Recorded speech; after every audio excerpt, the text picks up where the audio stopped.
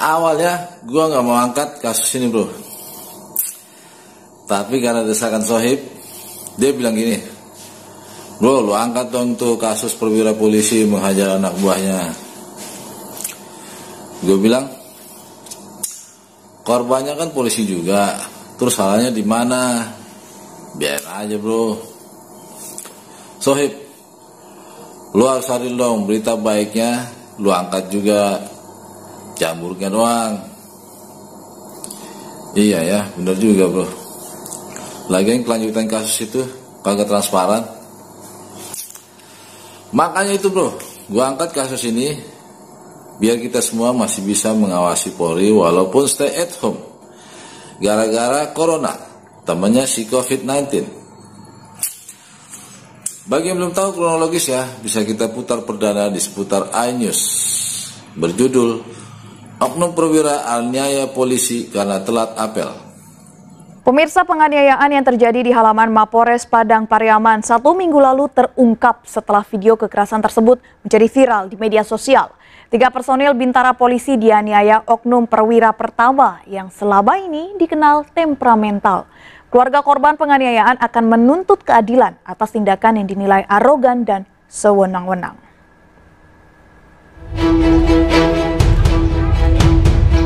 Tindak kekerasan dan penganiayaan terhadap 3 bintara polisi terjadi di halaman Mapores Padang Pariaman, Sumatera Barat.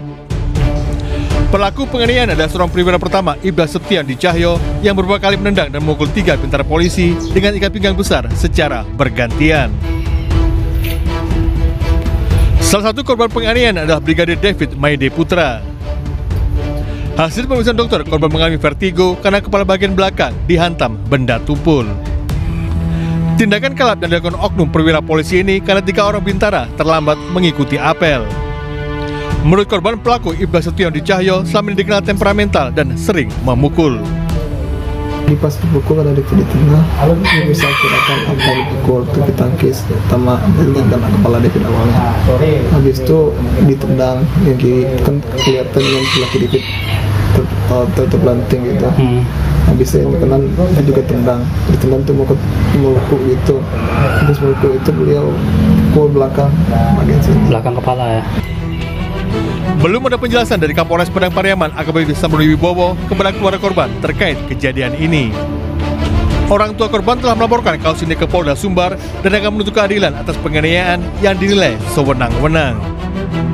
Kalau keinginan saya kasus ini berlanjut untuk diminta keadilan untuk anak saya bagi Polda Sumbar. Kalau seandainya Polda Sumbar tidak memberikan keadilan, saya akan lanjut untuk lanjutan. Dihubungi melalui telepon, Kabid Humas Polda Sumbar Kombes Polisi Stefanus Satake membenarkan penganiayaan yang dilakukan Ibda Septian Dwi Cahyo. Pelaku saat ini telah ditahan di Propam Polda Sumbar dan akan diproses sesuai hukum yang berlaku.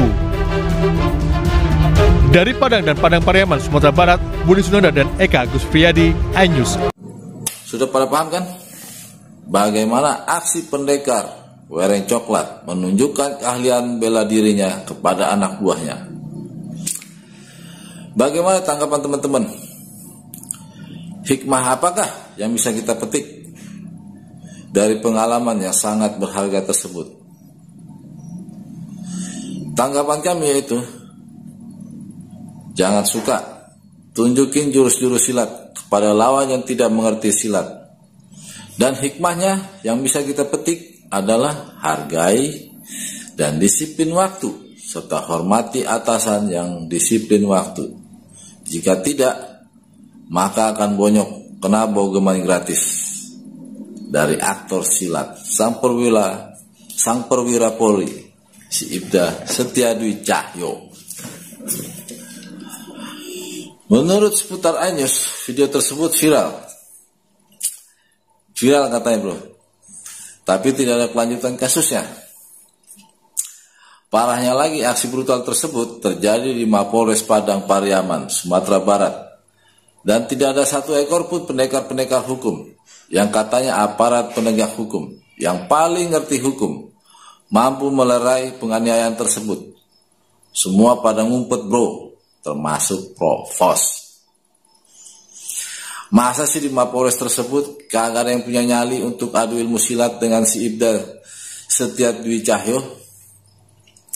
apa mungkin si Ibda yang terkenal temperamen dan sering gunakan jurus-jurus silatnya, maka membuat semua penghuni Mapores pada ngumpet. She no evil, he no evil, dog no evil. Ataukah Polri mendidik kekerasan kepada anggotanya dengan dalih supaya disiplin? Dan karena itulah Mapolda Sumatera Barat mencari sanksi yang adil bagi perwira yang baru lulus melalui pemeriksaan. Ngomong-ngomong soal keadilan nih bro, negara manapun di dunia ini, walaupun negara secanggih Timor Leste, tidak akan mampu menegakkan keadilan, apalagi menyangkut kehormatan institusi. Karena negara manapun juga pasti lebih mengutamakan kehormatan institusi daripada di penegakan hukum. Untuk itu kami menghimbau masyarakat golongan kere ke bawah. Kere ke bawah. Jangan terlalu banyak berharap akan penegakan hukum.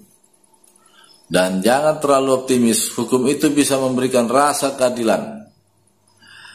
Walaupun kita semua tahu bahwa pertanggungjawaban adalah bukti konkret dari penegakan hukum bagi yang mengerti hukum.